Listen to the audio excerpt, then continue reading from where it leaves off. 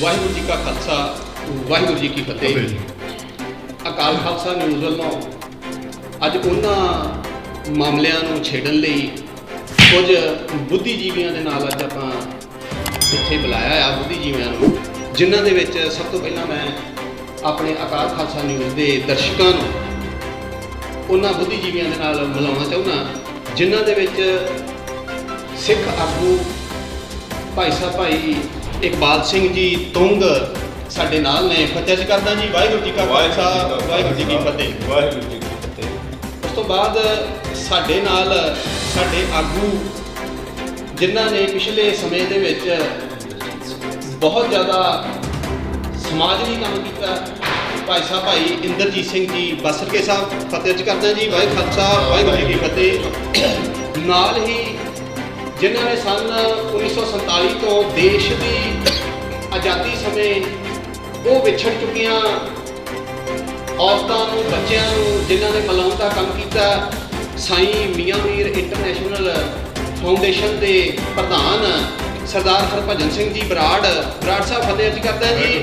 ਖਾਲਸਾ ਵਾਹਿਗੁਰੂ ਜੀ ਕੀ ਫਤਿਹ। ਨਾਲ ਹੀ ਸਾਡੇ ਜਿਹੜੇ ਸਮਾਜਿਕ ਚਿੰਤਕ ਇਸ ਸਮਾਜ ਦੇ ਉੱਤੇ ਬੜੀ ਲੰਮੀ ਤੇ ਬੜੀ ਪਕੜ ਆਪਣੀ ਰੱਖਦੇ ਆ, ਮੇਰੀ ਮੁਰਾਦ ਆ ਕਿ ਸਰਦਾਰ ਦਲਬੀਰ ਸਿੰਘ ਜੀ ਬਾਕਸਰ ਦੇ ਨਾਂ ਦੇ ਨਾਲ ਜਾਣੇ ਜਾਂਦੇ ਨੇ। ਸਰਦਾਰ ਬਾਕਸਰ ਸਾਹਿਬ ਵਾਹਿਗੁਰੂ ਖਾਲਸਾ ਵਾਹਿਗੁਰੂ ਜੀ ਕੀ ਫਤਿਹ। ਸੋ ਪਹਿਲਾਂ ਮੈਂ ਆਪਣੇ ਸਾਰੇ ਇੱਥੇ ਪਹੁੰਚੇ ਗੈਸਟ ਸਾਹਿਬਾਨਾਂ ਨੂੰ ਆਪਣੀ ਅਕਾਲ ਖਾਲਸਾ ਨਿਊਜ਼ ਵੱਲੋਂ ਤੇ ਲੋਕ ਲਹਿਰ ਚੈਨਲ ਵੱਲੋਂ ਆਪ ਜੀ ਨੂੰ ਫਤਿਹ ਅਰਜ਼ ਕਰਦਾ ਜੀ। ਜੀ ਆਇਆਂ ਨੂੰ ਜੀ। ਤੁਹਾਡਾ ਧੰਨਵਾਦ, ਤੁਸੀਂ ਆਪਣਾ ਕੀਮਤੀ ਸਮਾਂ ਜਿਹੜਾ ਉਹ ਦਿੱਤਾ ਹੈ। ਸੋ ਮੈਂ ਇੱਥੇ ਅੱਜ ਗੱਲ ਜਿਹੜੀ ਕਰਨੀ ਚਾਹੁੰਦਾ ਕਿ ਬੜਾ ਲੰਮਾ ਸਮਾਂ ਹੋ ਗਿਆ ਆ, ਉਸ ਸੰਘਰਸ਼ ਨੂੰ ਬਰਾੜ ਸਾਹਿਬ ਤੁਸੀਂ ਕਿਸ ਨਜ਼ਰ ਦੇ ਨਾਲ ਵੇਖ ਰਹੇ? ਦੇਖੋ, ਜਿੰਨਾ ਚਿਰ ਬੱਚਾ ਰੋਵੇ ਨਾ ਮਾਂ ਦੁੱਧ ਨਹੀਂ ਦਿੰਦੀ ਗੀ। ਜੀ ਜੀ। ਕਿਸਾਨਾਂ ਦੇ ਉੱਤੇ ਮੁੱਢ ਤੋਂ ਹੀ ਹਮੇਸ਼ਾ ਹੀ ਧੱਕਾ ਹੁੰਦਾ ਆਇਆ ਕਿਸਾਨਾਂ ਦੇ ਨਾਲ। ਬਿਲਕੁਲ। ਜਿਹੜੀ ਵੀ ਸਰਕਾਰਾਂ ਆਈਆਂ ਧੱਕਾ ਕਰਦੀਆਂ ਆਈਆਂ। ਜੀ ਜੀ। ਕਿਸੇ ਨੇ ਸਰਕਾਰਾਂ ਦੀ ਬਾਂਹ ਨਹੀਂ ਫੜੀ, ਕਿਸਾਨਾਂ ਦੀ ਬਾਂਹ ਨਹੀਂ ਫੜੀ ਕਿ ਸਰਕਾਰ ਨੇ ਵੀ। ਸਰਕਾਰ ਵਿਚਾਰੇ ਕਿਸਾਨ ਵਿਚਾਰੇ ਆਪਣੇ ਆਪਣੇ ਮਸਲੇ ਨਾਲ ਰੋਂਦੇ ਰਹੋ, ਕਿਉਂਕਿ ਯੂਨੀਆਂ ਬਣੀਆਂ ਵੱਲੋਂ ਰੋਂਦੇ ਆਏ ਕਰਦੇ ਆਏ ਆ। ਪਰ ਹੁਣ ਜਿਹੜਾ ਧੱਕਾ ਬੀਜੇਪੀ ਸਰਕਾਰ ਨੇ ਕੀਤਾ, ਇਹ ਬਹੁਤ ਵੱਡਾ ਧੱਕਾ ਹੈ। ਇਹ ਧੱਕੇ ਦੀ ਆਸ ਨਹੀਂ ਸੀ। ਇਹ ਧੱਕੇ ਦੇ ਮਾਰੇ ਕਿਸਾਨ ਰਹਿਣਾ ਹੀ ਨਹੀਂ। ਪਤਾ ਨਹੀਂ, ਸਾਨੂੰ ਸਮਝ ਨਹੀਂ ਆਉਂਦੀ ਵੀ ਸਾਡੇ ਬੱਚਿਆਂ ਦੇ ਨਾਲ ਜਾਂ ਸਾਡੀ ਮੇਰੀ ਉਮਰ 75 ਸਾਲ ਦੀ ਹੋ ਗਈ ਹੈ, ਪਤਾ ਨਹੀਂ ਹੁਣ 2 ਸਾਲਾਂ ਨੂੰ ਜੋ ਇਹਨਾਂ ਨੇ ਉਹਨਾਂ ਨਾਲ ਸਰਮਾਏਦਾਰਾਂ ਨਾਲ ਵਾਅਦੇ ਕੀਤੇ ਅਡਾਨੀ ਕੀ ਹੱਲ ਹੋਣ ਵਾਲਾ ਹੈ। ਤੇ ਕਿਸਾਨ ਡਰਦੇ ਵਿਚਾਰੇ ਹਾਲ ਆ ਵੀ ਸਾਡਾ ਕੀ ਹੋਊ। ਰੱਬ ਦੇ ਵਾਸਤੇ ਇਹ ਕਾਰਡ ਕੀਤੇ ਵਾਪਸ ਲੈ ਲੈਣ, ਇਹ ਨਾ ਹੋਣ ਤੇ ਸਾਡੇ ਰੋਟੀ ਚੱਲਦੀ ਰਹੇ, ਕਿਸਾਨ ਆਪਣੇ ਬੱਚੇ ਪੜ੍ਹਾਉਂਦੇ ਰਹਿਣ, ਆਪਣੇ ਕੰਮ ਕਰਦੇ ਰਹਿਣ। ਪਰ ਇਸੇ ਵਾਸਤੇ ਕਿਸਾਨ ਮੋਰਚੇ ਤੇ ਬੈਠੇ ਆ, ਇਸੇ ਵਾਸਤੇ ਧਰਨੇ ਲਈ ਬੈਠੇ ਆ, ਇਸੇ ਵਾਸਤੇ ਕਰਵਾਟ ਪਾਈ ਬੈਠੇ ਵੀ ਇਹ ਮਸਲੇ ਇਹ ਕਾਨੂੰਨ ਵਾਪਸ ਲੈ ਲੈਣ। ਬਿਲਕੁਲ ਜੀ। ਤੁਸੀਂ ਆਪਣੇ ਮੈਂ ਆਪ ਜੀ ਕੋਲ ਜਾਣਾ ਚਾਹੁੰਦਾ ਆ ਕਿ ਜਿਹੜੀ ਬਰਾੜ ਸਾਹਿਬ ਨੇ ਗੱਲ ਕੀਤੀ ਆ ਕਿ ਸਾਨੂੰ ਉਹ ਧਰਨੇ ਲਾ ਕੇ ਰੱਖਣੇ ਚਾਹੀਦੇ ਆ ਆਪਣੇ ਹੱਕਾਂ ਦੀ ਪ੍ਰਾਪਤੀ ਦੇ ਲਈ।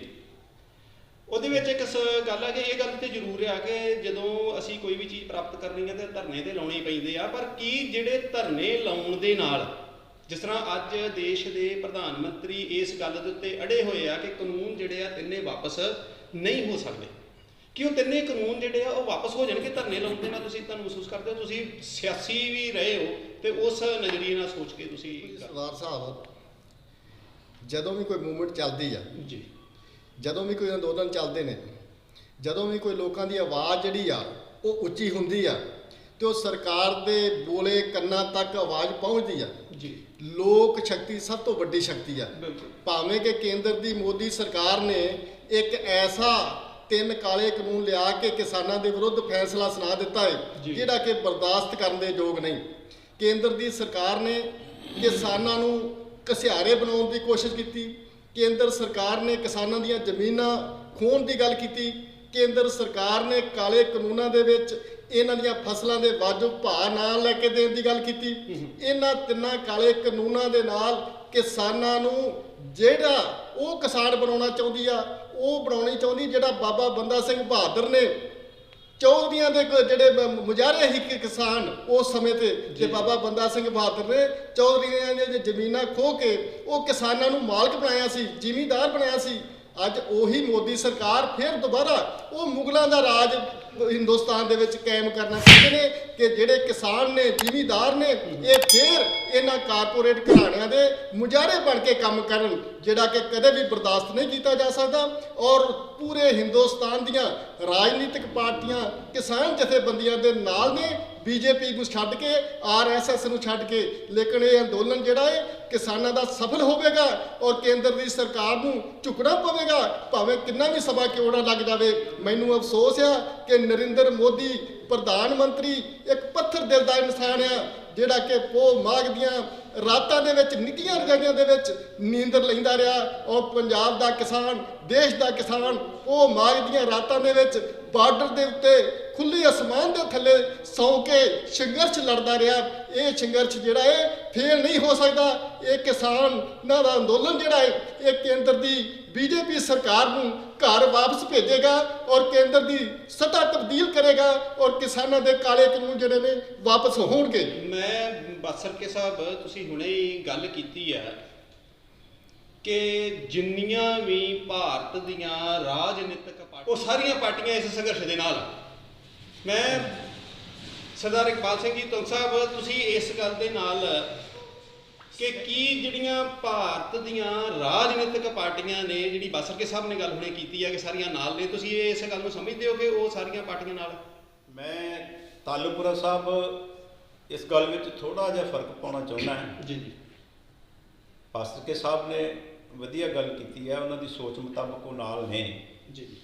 ਪਰ ਮੈਂ ਜੋ ਵੇਖ ਰਿਹਾ, ਜੋ ਸਾਨੂੰ ਰੋਜ਼ ਅਖਬਾਰਾਂ ਵਿੱਚ, ਮੀਡੀਆ ਰਾਹੀਂ, ਤੁਹਾਡੇ ਮੀਡੀਆ ਰਾਹੀਂ ਪੜ੍ਹਨ ਨੂੰ, ਸੁਣਨ ਨੂੰ ਮਿਲਦਾ ਹੈ, ਜੀ। ਅੱਜ ਜੋ ਸਿਆਸੀ ਜਿੰਨੀਆਂ ਵੀ ਪੰਜਾਬ ਦੀਆਂ, ਦੇਸ਼ ਦੀਆਂ ਜਿੰਨੀਆਂ ਵੀ ਜਮਾਤਾਂ ਨੇ, ਬਿਲਕੁਲ ਕਿਸਾਨੀ ਸੰਘਰਸ਼ ਨੂੰ ਲੈ ਕੇ ਉਹਨਾਂ ਦੀ ਮਜਬੂਰੀ ਬਣ ਚੁੱਕੀ ਹੈ ਜੀ ਕਿ ਉਹ ਉਹਨਾਂ ਦੇ ਨਾਲ ਖੜਨ। ਪਰ ਮੈਨੂੰ ਇਸ ਤਰ੍ਹਾਂ ਦੀ ਗੱਲ ਕਿਤੇ ਵੀ ਨਹੀਂ ਦਿਸਦੀ ਕਿ ਉਹ ਢਿੱਡੋਂ ਅਜੇ ਵੀ ਕਿਤੇ ਨਾਲ ਹੋਣ। ਜੇ ਉਹ ਨਾਲ ਹੋਣ ਤੇ ਮੈਂ ਇਹ ਦਾਅਵੇ ਨਾਲ ਗੱਲ ਕਹਿ ਸਕਦਾ ਕਿ ਕੇਂਦਰ ਦੀ ਸਰਕਾਰ ਦਾ ਮਤਲਬ ਹੀ ਨਹੀਂ ਕਿ ਇਹ ਕਾਲੇ ਕਾਨੂੰਨਾਂ ਨੂੰ ਫੌਰੀ ਤੌਰ ਤੇ ਉਹ ਵਾਪਸ ਹਾਂਜੀ। ਬਾਸਰਕੇ ਸਾਹਿਬ, ਇਸ ਗੱਲ ਨੂੰ ਤੁਸੀਂ ਕੀ ਕਹੋਗੇ?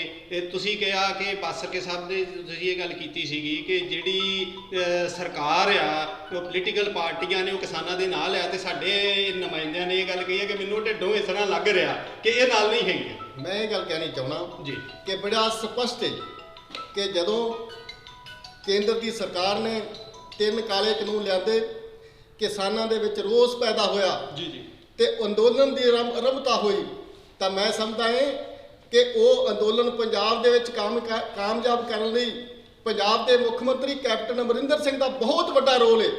ਉਹਨਾਂ ਨੇ ਕਿਸਾਨ ਜਥੇਬੰਦੀਆਂ ਨੂੰ ਰੁਕਾਵਟ ਨਹੀਂ ਪਾਈ, ਉਹਨਾਂ ਨੂੰ ਉਤਸ਼ਾਹਿਤ ਕੀਤਾ, ਉਹਨਾਂ ਨੂੰ ਹਰ ਤਰ੍ਹਾਂ ਦੀਆਂ ਫੈਸਿਲਿਟੀਆਂ ਦਿੱਤੀਆਂ ਕਿ ਤਾਂ ਕਿ ਉਹ ਸੰਘਰਸ਼ ਤਕੜੇ ਹੋ ਕੇ ਕਰਨ। ਜੇ ਉਹ ਸੰਘਰਸ਼ ਇੱਥੇ ਮੈਂ ਗੱਲ ਨੂੰ ਰੋਕਣਾ ਚਾਹੁੰਦਾ ਜੀ। ਜਿਹੜੀ ਗੱਲ ਹੁਣ ਤੁਸੀਂ ਕੀਤੀ ਹੈ ਕੈਪਟਨ ਅਮਰਿੰਦਰ ਸਿੰਘ ਜੀ ਦੀ ਕੀਤੀ ਹੈ, ਫਿਰ ਇਹਦਾ ਮਤਲਬ ਇਹ ਹੋ ਗਿਆ ਕਿ ਜਿਹੜਾ ਨਰਿੰਦਰ ਮੋਦੀ ਜੀ ਬਾਰ-ਬਾਰ ਇਹ ਗੱਲ ਨੂੰ ਕਰ ਰਹੇ ਆ ਕਿ ਇਹ ਕਾਂਗਰਸ ਦਾ ਜਿਹੜਾ ਆ, ਇਹ ਸਾਡੀ ਪਾਰਟੀ ਨੂੰ ਇੰਡੀਆ ਦੇ ਵਿੱਚੋਂ ਖਤਮ ਕਰਨ ਦਾ ਉਪਰਾਲਾ ਆ, ਇਹਦੇ ਪਿੱਛੇ ਕਾਂਗਰਸ ਦੀ ਪਾਰਟੀ ਦਾ ਹੱਥ ਆ ਇਸ ਸੰਘਰਸ਼ ਦੇ ਵਿੱਚ। ਫਿਰ ਇਹਦਾ ਮਤਲਬ ਤੁਹਾਡੀ ਗੱਲ ਨਾਲ ਇਹ ਗੱਲ ਸਹਿਮਤੀ ਪ੍ਰਗਟਾਈ ਜਾਵੇ ਕਿ ਨਰਿੰਦਰ ਮੋਦੀ ਜੋ ਕਹਿ ਰਹੇ ਹੋ ਠੀਕ ਆ। ਸਾਡੇ ਪੂਰਾ ਹਿੰਦੁਸਤਾਨ ਦੇ ਆਲ ਇੰਡੀਆ ਕਾਂਗਰਸ ਦੇ ਸਾਬਕਾ ਪ੍ਰਧਾਨ ਰਾਹੁਲ ਗਾਂਧੀ ਜੀ, ਜਨਰਲ ਸਕੱਤਰ ਪ੍ਰਿੰਕਾ ਗਾਂਧੀ ਜੀ, ਉਹ ਨਿਤ ਦਿਨ ਕਿਸਾਨਾਂ ਦੇ ਅੰਦੋਲਨ ਦੇ ਵਿੱਚ ਇਸ ਗੱਲ ਤੇ ਇਸ ਗੱਲ ਸਭ ਤੁਸੀਂ ਜਰਾ ਦੱਸੋ। ਦੇਖੋ ਜੀ, ਬਾਸਰਕੇ ਸਾਹਿਬ ਜਿਹੜੀ ਗੱਲ ਕਹਿੰਦੇ ਆ, ਰਾਜੇ ਦੀ ਗੱਲ ਕੀਤੀ ਆ, ਉਹਦੀ ਗੱਲ ਕੀਤੀ, ਮੈਂ ਤਾਂ ਸਿਆਸੀ ਬੰਦਾ ਨਹੀਂ ਹਾਂ। ਬਿਲਕੁਲ ਬਿਲਕੁਲ। ਔਰ ਜੇ ਅਸੀਂ ਰਾਜੇ ਨੂੰ, ਅਮਰਿੰਦਰ ਸਿੰਘ ਨੂੰ ਨਾ ਸੁਣੇ ਵੀ ਸਾਨੂੰ ਬੜੀਆਂ ਆਸਾਂ ਸੀ ਸ਼ਾਇਦ ਇਹ ਮਹਾਰਾਜਾ ਹੈ, ਇਹ ਰਾਜਾ ਪਰਿਵਾਰ ਆ, ਲੱਖਾਂ ਅਰਬਾਂ ਖਰਬਾਂ ਦਾ ਮਾਲਕ ਹੈ, ਪਰ ਸਾਨੂੰ ਕੋਈ ਸੇਧ ਦੇਊਗਾ। ਪਰ ਜਿਹੋ ਜਿਹਾ ਸੁਖਬੀਰ ਬਾਦਲ ਨੇ ਕੀਤਾ, ਉਹ ਤੋਂ ਬਾਅਦ ਇਹਨੇ ਕੀਤਾ। ਬਿਲਕੁਲ ਕੋਈ ਫਰਕ ਨਹੀਂ ਪਿਆ ਸੁਖਬੀਰ ਬਾਦਲ ਵਿੱਚ ਤੇ ਕੋਈ ਫਰਕ ਨਹੀਂ ਗਿਆ ਇਸ ਰਾਜੇ ਦੇ ਵਿੱਚ।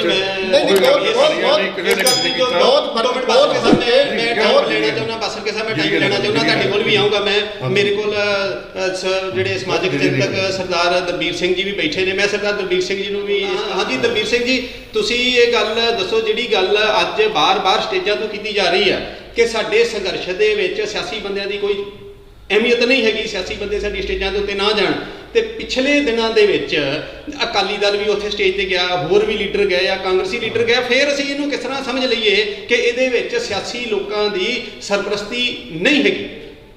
ਨਹੀਂ, ਇਹ ਨਹੀਂ ਕਹਿ ਸਕਦੇ ਆਪਾਂ ਕਿ ਉਹਦੇ 'ਚ ਸਰਪ੍ਰਸਤੀ ਨਹੀਂ ਹੈਗੀ। ਜੀ ਜੀ ਠੀਕ ਹੈ, ਇਹਦੇ 'ਚ ਸਰਪ੍ਰਸਤੀ ਹੈਗੀ ਆ, ਲੇਕਿਨ ਸਵਾਲ ਇਹ ਉੱਠਦਾ ਹੈ ਕਿ ਇਹ ਸੰਘਰਸ਼ ਜਿਹੜਾ ਚੱਲ ਰਿਹਾ ਹੈ ਖਤਮ ਕਿਸ ਤਰ੍ਹਾਂ ਹੋਊਗਾ। ਬਿਲਕੁਲ ਠੀਕ ਹੈ। ਹੁਣ ਤੁਸੀਂ ਦੇਖੋ ਵਾਜਪਾਈ ਦੇ ਦੌਰਾਨ ਜੀ ਜਿਹੜਾ ਗੈਟ ਸਮਝੌਤਾ ਆ, ਬਿਲਕੁਲ ਬਿਲਕੁਲ ਗੈਟ ਸਮਝੌਤਾ ਹੋਇਆ ਹੀ, ਉਸ ਨੂੰ ਅਗਰ ਆਪਣਾ ਮੋਦੀ ਸਰਕਾਰ ਜਿਹੜੀ ਆ ਉਹਨੇ ਆਪਣੀ ਮਸਲਾ ਆਪਣੇ ਇਹ ਆਪ ਮਸਲਾ ਵੀ ਉਹਦਾ ਕਹਿਣ ਦਾ ਤੁਹਾਡਾ ਮਤਲਬ ਇਹ ਆ ਕਿ ਜਿਹੜੀਆਂ ਇਹ ਜੋ ਵੀ ਪ੍ਰੋਸੈਸ ਚੱਲ ਰਿਹਾ ਆ ਇਹ ਗੈਟ ਸਮਝੌਤੇ ਦਾ ਹੀ ਇੱਕ ਹਿੱਸਾ ਹੈ। ਹਾਂਜੀ ਤੁਮ ਸਭ ਤੁਸੀਂ ਕੀ ਸਮਝਦੇ ਹੋ? ਮੈਂ ਇਹਨਾਂ ਦੀ ਗੱਲ ਨਾਲ ਸਹਿਮਤ ਹਾਂ ਕਿ ਬੇਸ਼ੱਕ ਉਹਨਾਂ ਦਾ ਹੀ ਹਿੱਸਾ ਹੈ, ਉਸ ਗੈਟ ਸਮਝੌਤੇ ਦਾ ਹਿੱਸਾ ਹੈ, ਪਰ ਅੱਜ ਉਸ ਸਮਝੌਤੇ ਨੂੰ ਕੁਝ ਹੋਰ ਰੰਗਤ ਦਿੱਤੀ ਗਈ ਹੈ।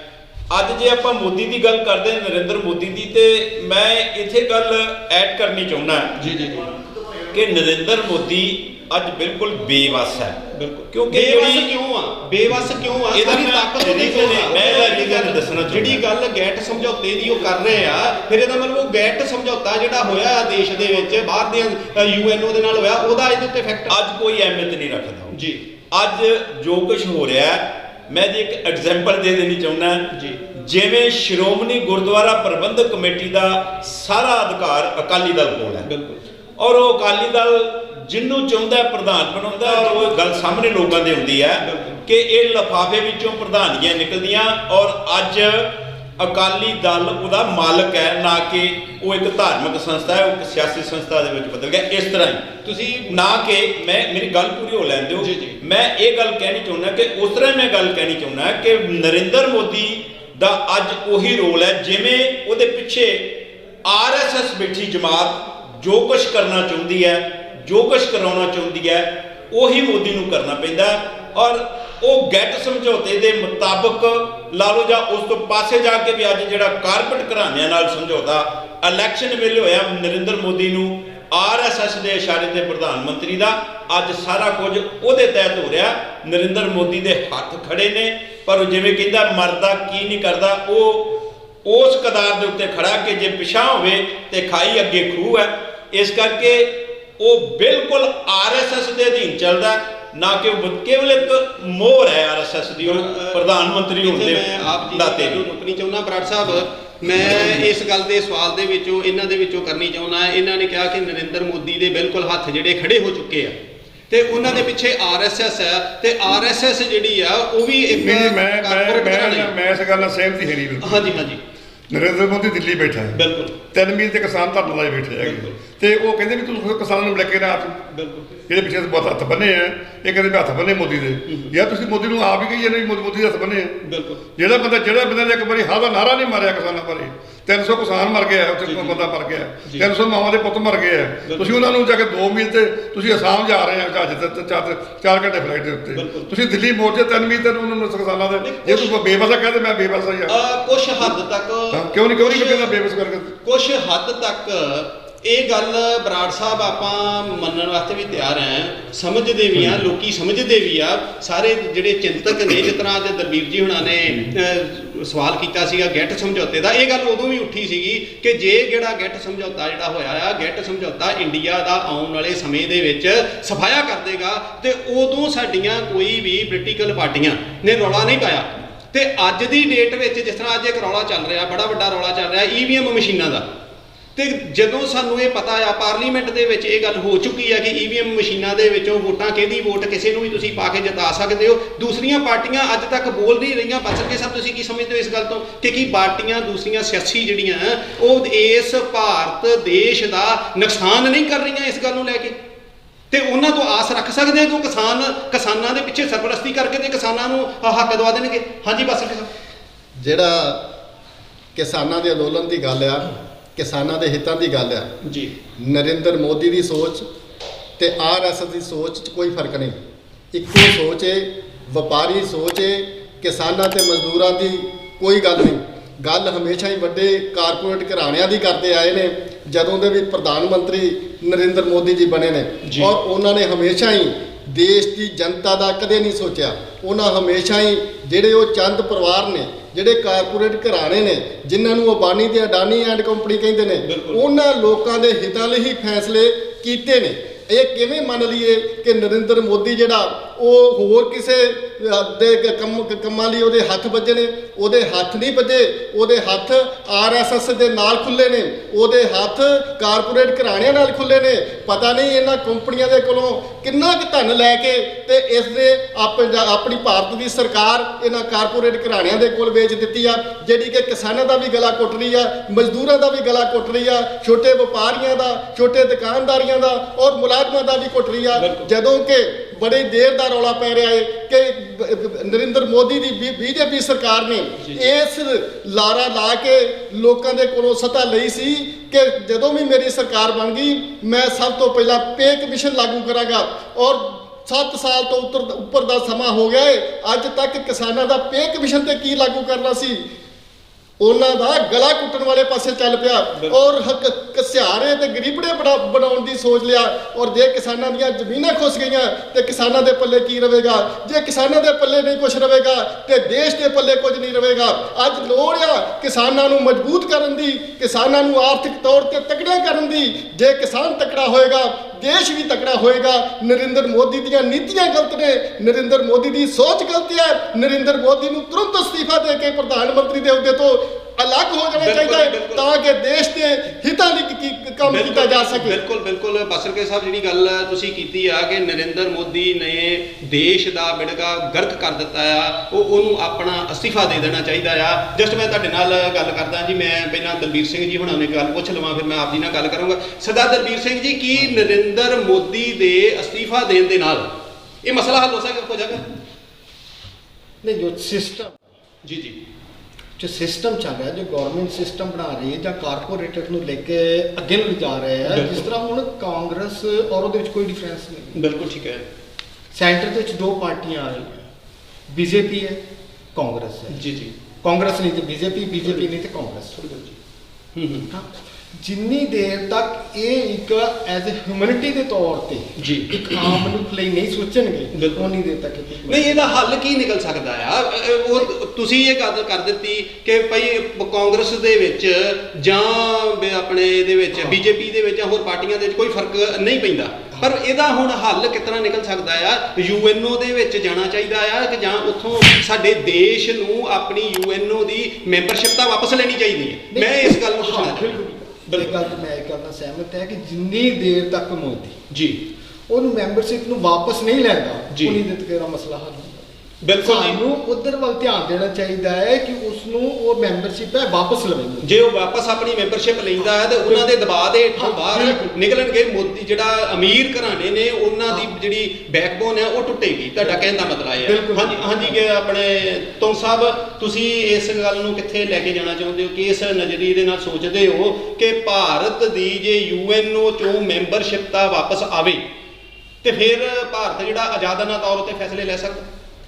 ਦੇਖੋ, ਮੈਨੂੰ ਨਹੀਂ ਅੱਜ ਦੇ ਜਿਹੜੇ ਕਿਸਾਨੀ ਸੰਘਰਸ਼ ਨੂੰ ਲੈ ਕੇ ਜੋ ਕੁਝ ਹੋ ਰਿਹਾ, ਮੈਨੂੰ ਨਹੀਂ ਲੱਗਦਾ ਕਿ ਭਾਰਤ ਦੀ ਜਿਹੜੀ ਮੋਦੀ ਸਰਕਾਰ ਹੈ, RSS ਦੀ ਸਰਕਾਰ ਹੈ, ਉਹ ਕਿਸੇ UNO ਦੇ ਪ੍ਰੈਸ਼ਰ ਥੱਲੇ ਹੈ। ਜੇ ਉਹ UNO ਦੇ ਪ੍ਰੈਸ਼ਰ ਥੱਲੇ ਹੋਵੇ ਤੇ ਉਹਨਾਂ ਨੇ ਬੜੇ ਵੱਡੇ ਉੱਚੀ ਆਵਾਜ਼ ਦੇ ਵਿੱਚ ਕਿਹਾ ਕਿ ਭਾਰਤ ਵਿੱਚ ਮਨੁੱਖੀ ਅਧਿਕਾਰਾਂ ਦਾ ਘਾਣ ਹੋ ਰਿਹਾ, ਭਾਰਤ ਵਿੱਚ ਮਨੁੱਖੀ ਅਧਿਕਾਰਾਂ ਨੂੰ, ਕਿਸਾਨੀ ਸੰਘਰਸ਼ ਨੂੰ ਰੋਲਿਆ ਜਾ ਰਿਹਾ। ਜੇ ਉਹਨਾਂ ਦੇ ਪ੍ਰਭਾਵ ਥੱਲੇ ਹੋਵੇ ਤੇ ਹੁਣ ਨੂੰ ਇਹ ਫੈਸਲਾ ਲੈ ਲੈਂਦਾ। ਇਹ ਕਿਸੇ ਪ੍ਰਭਾਵ ਥੱਲੇ ਨਹੀਂਗਾ, UNO ਨੂੰ ਬਿਲਕੁਲ ਨਹੀਂ ਮੰਨਦੇ। ਇਹ ਉਹਨਾਂ ਨੂੰ ਬਾਰ-ਬਾਰ ਅਪੀਲ ਕਰਦੇ ਕਿ ਸਾਡੇ ਦੇਸ਼ ਵਿੱਚ, ਸਾਡੇ ਭਾਰਤ ਦੇਸ਼ ਵਿੱਚ ਦਖਲਅੰਦਾਜ਼ੀ ਨਾ ਕਰੋ, ਉਲਟਾ ਉਹਨਾਂ ਨੂੰ ਦਬਕੇ ਮਾਰਦੇ ਨੇ। ਵੇਖੋ, ਮੈਂ ਇਹਨਾਂ ਦੇ ਨਾਲ ਬਿਲਕੁਲ ਇਸ ਗੱਲ ਨਾਲ ਸਹਿਮਤ ਹਾਂ, ਪਰ ਮੈਂ ਗੱਲ ਕਹਿਣਾ, ਮੈਂ ਉਹੀ ਗੱਲ ਫੇਰ ਰਿਪੀਟ ਕਰਦਾ ਕਿ ਇਸ ਸਾਰੇ ਕਲੇਸ਼ ਦੀ ਜਿਹੜੀ ਜੜ ਹੈ ਉਹ RSS ਹੈ। ਵੇਖੋ, ਉਹਦਾ ਮੈਂ ਇੱਕ ਐਗਜ਼ਾਮਪਲ ਦੇ ਦੇਣਾ ਚਾਹੁੰਦਾ ਜੀ। ਭਾਰਤ ਦੇਸ਼ ਦੀ ਆਜ਼ਾਦੀ ਦੇ ਸਮੇਂ ਤੋਂ ਇਹਨਾਂ ਦਾ ਰੋਲ ਦੇਖ ਲਓ। ਭਾਰਤ ਦੇ ਵਾਸੀਆਂ ਲਈ ਨੈਗੇਟਿਵ ਰਿਹਾ ਹਮੇਸ਼ਾ, ਅੱਜ ਵੀ ਨੈਗੇਟਿਵ ਹੈ। ਇਹ ਇੱਕ ਹਿੰਦੂਤਾ ਰਾਸ਼ਟਰ ਬਣਾਉਣਾ ਚਾਹੁੰਦੇ ਆ। ਇਹਨਾਂ ਦਾ ਉਦੋਂ ਵੀ ਇਹ ਏਜੰਡਾ ਸੀ, ਅੱਜ ਵੀ ਏਜੰਡਾ। ਕਾਰਪੋਰੇਟ ਘਰਾਣੇ ਜਿਹੜੇ ਆ ਇਹਨਾਂ ਦੇ ਬੌਸ ਨੇ। ਕਾਰਪੋਰੇਟ ਘਰਾਣੇ ਜਿਹੜੇ ਇਹਨਾਂ ਦੇ ਆਗੂ, ਉਹ RSS ਨੂੰ ਜਿਵੇਂ ਉਹ ਡਾਇਰੈਕਸ਼ਨ ਦਿੰਦੇ ਆ, RSS ਜਿਵੇਂ ਡਾਇਰੈਕਸ਼ਨ ਅੱਗੇ ਦਿੰਦੀ ਆ, ਉਵੇਂ ਦੇਸ਼ ਦੀ ਜਿਹੜੀ ਅੱਜ ਮੌਜੂਦਾ ਸਰਕਾਰ ਹੈ ਉਵੇਂ ਚੱਲਦੀ। ਮੇਰਾ ਵੀ ਕਹਿਣ ਦਾ ਉਹੀ ਕੰਮ ਹੈ ਕਿ ਚਾਹੇ UNO ਦੇ ਵਿੱਚੋਂ ਮੈਂਬਰਸ਼ਿਪ ਵਾਪਸ ਲੈ ਲਓ, ਚਾਹੇ UNO ਦੇ ਵਿੱਚ ਮੈਂਬਰਸ਼ਿਪ ਰਹਿਣ ਦੇਵੇ, ਜਿੰਨਾ ਚਿਰ ਭਾਰਤ ਦੇ ਲੋਕ ਤਗੜੇ ਹੋ ਕੇ UNO ਤੇ ਪ੍ਰੈਸ਼ਰ ਨਹੀਂ ਪਾਉਂਦੇ, ਉਹਨਾਂ ਚਿਰ UNO ਕਰ ਸਕਦੀ ਹੈ, ਪਰ ਅਜੇ ਤੱਕ ਜੋ ਉਹਨੂੰ ਕਹਿਣਾ ਚਾਹੀਦਾ, ਕਰਨਾ ਚਾਹੀਦਾ, ਅੱਜ ਤੱਕ UN ਨੇ ਕੋਈ ਫੈਸਲਾ ਨਹੀਂ ਲਿਆ। ਬਹੁਤ ਬਹੁਤ ਤੁਹਾਡਾ ਧੰਨਵਾਦ ਜੀ। ਮੈਂ ਇੱਥੇ ਇੱਕ ਹੋਰ ਕਰਨਾ ਚਾਹੁੰਦਾ ਆ, ਜਿੱਥੇ ਅਸੀਂ ਇੱਥੇ ਅੰਮ੍ਰਿਤਸਰ ਸ਼ਹਿਰ ਦੇ ਵਿੱਚ ਸ਼ਹਿਰ ਦੇ ਵਾਸੀ ਜਿਹੜੇ ਆ ਉਹ ਕਾਨਫਰੰਸਾਂ ਕਰ ਰਹੇ ਆ ਕਿ ਭਾਈ ਫਲਾਣਾ ਧਰਨਾ ਚੁੱਕ ਦਿੱਤਾ ਜਾਵੇ, ਉੱਥੇ ਟਰੈਕ ਦੇ ਉੱਤੇ ਧਰਨਾ ਲੱਗਾ ਆ, ਲੋਕਾਂ ਦੀ ਆਵਾਜਾਈ ਜਿਹੜੀ ਆ ਉਹ ਸਾਰੀ ਹੋ ਰਹੀ ਆ, ਤੇ ਇਹ ਗੱਲ ਠੀਕ ਆ, ਉੱਥੇ ਉਹ ਕਰਤੇ ਰਹੇ ਆ। ਪਰ ਉਹਨਾਂ ਕਿਸਾਨਾਂ ਨੇ, ਉਹਨਾਂ ਨੇ ਲੀਡਰਾਂ ਨੇ ਅਜੇ ਤੱਕ ਇੱਕ ਗੱਲ ਨਹੀਂ ਕੀਤੀ। ਅਸੀਂ ਕਿਸਾਨੀ ਦੀ ਗੱਲ ਤੇ ਕਰਦੇ ਆ ਕਿ ਹੁਣ ਜਸਟ ਹੁਣੇ ਹੀ ਇੱਕ ਫੈਸਲਾ ਹੋਇਆ ਕਿ ਕੇਂਦਰ ਦੀ ਸਰਕਾਰ ਨੇ ਇਹ ਗੱਲ ਕੀਤੀ ਆ ਕਿ ਭਾਈ FCI ਉਹਨਾਂ ਕਿਸਾਨਾਂ ਦੇ ਨੋਟੀਫਿਕੇਸ਼ਨ ਜਾਰੀ ਹੋ ਚੁੱਕਾ ਕਿ ਨੋਟੀਫਿਕੇਸ਼ਨ ਦੇ ਵਿੱਚ ਇਹ ਕੀਤੀ ਗਈ ਗੱਲ ਕਿ ਉਹਨਾਂ ਕਿਸਾਨਾਂ ਦੇ ਜਿਹੜੀ ਸਰਕਾਰੀ ਖਰੀਦ ਹੋਏਗੀ ਜਿਨ੍ਹਾਂ ਦੇ ਕੋਲ ਆਪਣੀਆਂ ਫਰਦਾਂ ਹੋਣਗੀਆਂ, ਉਸ ਸਮੇਂ ਦੇ ਉਹਦੀ ਆਵਾਜ਼ ਮੈਂ ਉਹਨਾਂ ਸ਼ਹਿਰੀਆਂ ਨੂੰ ਇਹ ਵੀ ਗੱਲ ਆਪਣੇ ਇਸ ਮਾਧਿਅਮ ਰਾਹੀਂ ਪੁੱਛਣਾ ਚਾਹੁੰਦਾ, ਤੁਹਾਡੇ ਮਾਧਿਅਮ ਰਾਹੀਂ ਪੁੱਛਣਾ ਚਾਹੁੰਦਾ ਕਿ ਉਹਨਾਂ ਦੀ ਵੀ ਆਵਾਜ਼ ਉਠਾਈ ਜਾਊਗੀ। ਉਹਨਾਂ ਦੀ ਅੱਜ ਆਪਾਂ ਗੱਲ ਕੀਤੀ ਆ, ਇਹ ਲੋਕਾਂ ਨੂੰ ਮੈਂ ਇਹ ਵੀ ਗੱਲ ਪੁੱਛਣੀ ਚਾਹੁੰਦਾ ਆਪਣੇ ਵੱਲੋਂ ਕਿ ਆਪਾਂ ਧਰਨੇ ਵਾਲੀ ਗੱਲ ਤੇ ਕਰਦੇ ਹਾਂ, ਆਵਾਜਾਈ ਵਾਲੀ ਗੱਲ ਕਰਦੇ ਹਾਂ, ਰੇਲ ਰੋਕਣ ਦੀ ਗੱਲ ਕਰਦੇ ਹਾਂ ਕਿ ਉਹਨਾਂ ਨੇ ਰੋਕੀ ਆ, ਕਿ ਆਪਾਂ ਇਸ ਜਿਹੜਾ ਸਾਡਾ ਮਸਲਾ ਆ ਇਸ ਮਸਲੇ ਨੂੰ ਵੀ ਆਪਾਂ ਉਭਾਰਾਂਗੇ, ਇਸ ਮਸਲੇ ਨੂੰ ਕਿਸ ਤਰ੍ਹਾਂ ਹੈਂਡਲ ਕਰਾਂਗੇ। ਜੇ ਅੱਜ FCI ਖਤਮ ਹੋ ਜਾਂਦੀ ਆ ਤੇ ਸਾਡੀ ਖੇਤੀਬਾੜੀ ਬਿਲਕੁਲ ਤਬਾਹ ਹੋ ਜਾਏਗੀ। ਉਹਦੇ ਲਈ ਆਪਾਂ, ਮੈਂ ਸ਼ਹਿਰੀਆਂ ਦੇ ਕੋਲ ਮੇਰਾ ਸਵਾਲ ਆ ਕਿ ਉਦੋਂ ਆਪਾਂ ਕੀ ਕਰਨਾ ਚਾਹੋਗੇ? ਬਰਾੜ ਸਾਹਿਬ ਤੁਸੀਂ ਦੱਸੋ। ਜਿਹੜੀ FCI ਹੈ ਨਾ ਜੀ, ਇਹ ਇੰਡੀਆ ਦੀ ਹੈ, ਕਾਰਪੋਰੇਸ਼ਨ ਇੰਡੀਆ ਦੇ ਜੀ। ਮੈਂ ਇਹਦਾ ਮੈਂਬਰ ਵੀ ਰਿਹਾ ਹਾਂ ਜੰਮੂ ਕਸ਼ਮੀਰ ਦਾ FCI ਦਾ, ਪਰ FCI ਸਾਰਾ ਸੈਂਟਰ ਦਾ ਮਾਲ ਆ। ਜਿੰਨੀ ਵੀ ਸਾਡੀ ਅਨਾਜ ਦੀ ਫਸਲ ਹੈਗੀ ਹੈ ਉਹ ਤਕਰੀਬਨ 3 ਹਿੱਸੇ FCI ਖਰੀਦਦੀ ਹੈ ਪੰਜਾਬ ਦੇ ਵਿੱਚੋਂ ਜਾਂ ਹਰਿਆਣੇ ਕਿਤੇ ਵੀ ਸਟੇਟ ਦੇ ਵਿੱਚੋਂ। ਜੇ FCI ਖਤਮ ਕਰ ਕੋਈ, ਇਹ ਇਹਨਾਂ ਦਾ ਮਤਲਬ ਵੀ FCI ਖਤਮ ਕਰ ਦਈਏ। ਜਿਹੜੇ ਹੁਣ 100 ਏਕੜ ਦੇ ਵਿੱਚ ਗੋਦਾਮ ਬਣ ਰਹੇ ਆ, ਮੋਗੇ ਲਾਗੇ ਗੋਦਾਮ ਬਣਿਆ ਹੈਗਾ, ਕੋਕਰੀ ਲਾਗੇ ਪਰੇ ਉਧਰ ਜੀਰੇ ਲੁਧਿਆਣੇ ਦੇ ਗੋਦਾਮ ਬਣੇ ਆ, ਕਿੰਨੇ ਗੋਦਾਮ ਹੋਰ ਪੰਜਾਬ 'ਚ ਬਣੇ ਹੈਗੇ।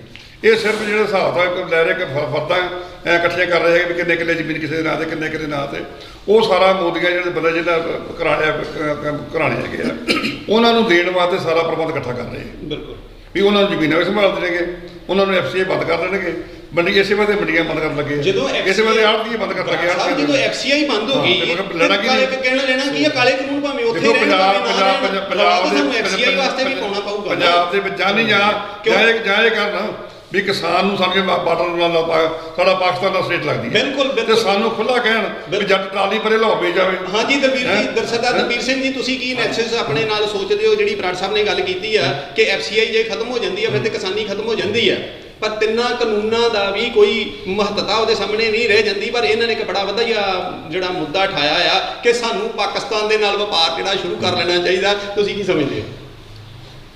ਨਹੀਂ ਦੇਖੋ, ਇਸ ਬਾਰੇ ਮੈਂ ਕੋਈ ਜ਼ਿਆਦਾ ਨਹੀਂ ਕਹਿਣਾ ਚਾਹੁੰਦਾ ਜੀ, ਠੀਕ ਹੈ ਜੀ। ਇਹ ਸਾਰੇ ਜਿਹੜੇ ਮੁੱਦੇ ਆ ਨਾ, ਇੱਕ ਗੱਲ ਮੈਂ ਉਹਨਾਂ ਦੀ ਆਪਣਾ ਇੰਦਰਜੀਤ ਦੀ ਆਪਣੇ ਨਾਲ ਸਹਿਮਤ ਹੈਗਾ ਆ ਕਿ ਜਿਹੜਾ ਗੌਰਮੈਂਟ ਹੈ ਕਾਰਪੋਰੇਟਡ ਪਰਸਨਸ ਨੂੰ ਡਿਵੈਲਪਮੈਂਟ ਕਰ ਰਹੀ ਹੈ, ਬਿਲਕੁਲ ਉਹਦੇ ਉੱਤੇ ਸਿਸਟਮ ਖਾਲੀ ਕਿਸਾਨ ਨਹੀਂ ਹੈ, ਇਹਦੇ ਨਾਲ ਬਹੁਤ ਸਾਰੇ ਮੁੱਦੇ ਉਹ ਆਪਣੇ ਸਿਸਟਮ 'ਚ ਚੱਲ ਰਹੇ। ਸੋ ਸਮੇਂ ਦੀ ਮੇਰੇ ਕੋਲ ਘਾਟ ਆ, ਮੈਂ ਬਸ ਕੇ ਸਾਹਿਬ ਤੁਸੀਂ ਇਸ ਗੱਲ ਨੂੰ ਥੋੜਾ ਜਿਹਾ ਬਰੀਫ ਕਰਦੇ ਹੋ ਕਿ ਜਿਹੜਾ ਪਾਕਿਸਤਾਨ ਦਾ ਬਰਾੜ ਸਾਹਿਬ ਨੇ ਕਿਹਾ ਕਿ ਪਾਕਿਸਤਾਨ ਦੇ ਨਾਲ ਸਾਨੂੰ ਫਿਰ ਸਮਝੌਤਾ ਕਰਕੇ ਤੇ ਉਧਰ ਨੂੰ ਵਪਾਰ ਦੀ ਖੋਲ੍ਹ ਦੇ ਕਰ ਲੈਣੀ ਚਾਹੀਦੀ ਹੈ, ਠੀਕ ਹੈ? ਕਿੱਥੋਂ ਤੱਕ ਠੀਕ ਹੈ?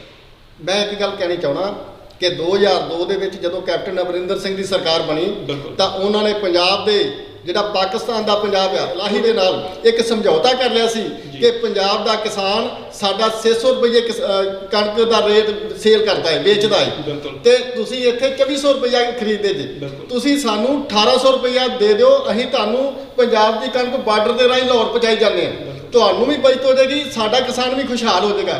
ਤੇ ਕੇਂਦਰ ਸਰਕਾਰ ਨੇ ਪ੍ਰਵਾਨਗੀ ਨਹੀਂ ਸੀ ਦਿੱਤੀ। ਮੈਂ ਇਹ ਗੱਲ ਕਹਿਣੀ ਚਾਹੁੰਦਾ ਕਿ ਜੇ ਨਰਿੰਦਰ ਮੋਦੀ ਜੇ ਕਿਸਾਨਾਂ ਦੇ ਹਿੱਤਾਂ ਲਈ ਹੈ ਤੇ ਉਸ ਨੂੰ ਕਾਲੇ ਕਾਨੂੰਨਾਂ ਦੀ ਗੱਲ ਭੁੱਲ ਜਾਣੀ ਚਾਹੀਦੀ ਹੈ। ਪਾਕਿਸਤਾਨ ਦਾ ਬਾਰਡਰ ਖੋਲ੍ਹ ਦੇਣਾ ਚਾਹੀਦਾ ਕਿ ਕਿਸਾਨ ਆਪਣੀ ਜਿੱਥੇ ਮਰਜ਼ੀ ਜਿੰਸ ਵੇਚੇ, ਸਾਨੂੰ ਇਹਨਾਂ ਦੀ ਲੋੜ ਹੀ ਨਹੀਂ। ਬਿਲਕੁਲ ਜੀ, ਬਿਲਕੁਲ। ਹਾਂਜੀ ਭਾਜੀ ਸਾਹਿਬ, ਤੁਸੀਂ ਇਹ ਜਿਹੜੇ ਸਵਾਲ ਕਰਨਾ ਜਿਹੜੇ ਤਿੰਨ ਕਾਲੇ ਕਾਨੂੰਨ ਬਣਾਏ ਨੇ, ਜੇ ਉਹਨਾਂ ਨੇ ਪਾਕਿਸਤਾਨ ਦਾ ਬਾਰਡਰ ਹੀ ਖੋਲ੍ਹਣਾ ਤੇ ਫਿਰ ਉਹਨਾਂ ਨੂੰ ਇਹ 3 ਕਾਲੇ ਕਾਨੂੰਨ ਥੋਪਣ ਦੀ ਕੀ ਲੋੜ ਸੀ? ਉਹ ਤਾਂ ਮੈਂ ਬਾਸਰਕੇ ਸਾਹਿਬ ਦੀ ਗੱਲ ਨਾਲ ਬਿਲਕੁਲ ਸਹਿਮਤ ਹਾਂ ਕਿ ਕਾਰਪੋਰੇਟ ਘਰਾਣਿਆਂ ਨੂੰ ਉਭਾਰਨਾ ਚਾਹੁੰਦੇ ਨੇ ਤੇ ਪੰਜਾਬ ਦੇ ਨਹੀਂ ਸਾਰੇ ਦੇਸ਼ ਦੇ ਕਿਸਾਨ ਵਰਗ ਨੂੰ ਕਸਿਆਰਾ ਬਣਾਉਣਾ ਚਾਹੁੰਦੇ ਨੇ, ਗੁਲਾਮ ਬਣਾਉਣਾ ਚਾਹੁੰਦੇ ਨੇ।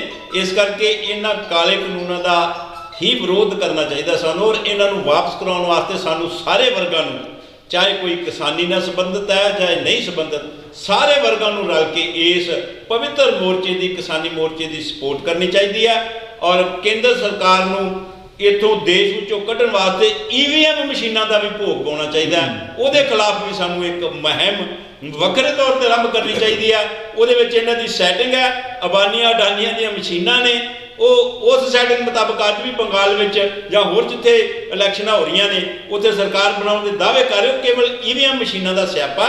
ਸਾਨੂੰ ਸਾਰੇ ਦੇਸ਼ ਵਿੱਚ ਕਿਸਾਨੀ ਸੰਘਰਸ਼ ਦੇ ਨਾਲ ਨਾਲ EVM ਮਸ਼ੀਨ ਦੇ ਖਿਲਾਫ ਵੀ ਇੱਕ ਸੰਘਰਸ਼ ਵਿੱਢਣਾ ਚਾਹੀਦਾ ਤਾਂ ਕਿ ਭਾਰਤ ਦੀ ਇਸ ਮੋਦੀ RS ਸਰਕਾਰ ਨੂੰ ਅਲਵਿਦਾ ਕੀਤਾ ਜਾ ਸਕੇ। ਤੁਹਾਡਾ ਸਾਰਿਆਂ ਦਾ ਆਪਣੇ ਅਕਾਲ ਖਾਲਸਾ ਨਿਊਜ਼ ਚੈਨਲ ਵੱਲੋਂ ਤੇ ਲੋਕ ਲਹਿਰ ਚੈਨਲ ਵੱਲੋਂ, ਜਿੱਥੇ ਮੈਂ ਸਰਦਾਰ ਦਲਬੀਰ ਸਿੰਘ ਦਾ, ਨਾਲ ਹੀ ਸਰਦਾਰ ਹਰਭਜਨ ਸਿੰਘ ਜੀ ਬਰਾੜ, ਇੰਦਰਜੀਤ ਸਿੰਘ ਜੀ ਬਾਸਰਕੇ ਸਾਹਿਬ ਦਾ ਤੇ ਨਾਲ ਹੀ ਮੇਰੇ ਸਤਿਕਾਰਯੋਗ ਇਕਬਾਲ ਸਿੰਘ ਜੀ ਤੁੰਗ ਸਾਹਿਬ ਦਾ ਮੈਂ ਆਪਣੇ ਚੈਨਲ ਵੱਲੋਂ ਇਹਨਾਂ ਦਾ ਮੈਂ ਇੱਥੇ ਸਮਾਂ ਤੁਹਾਡਾ ਧੰਨਵਾਦ ਕਰਦਾ। ਸਮਾਂ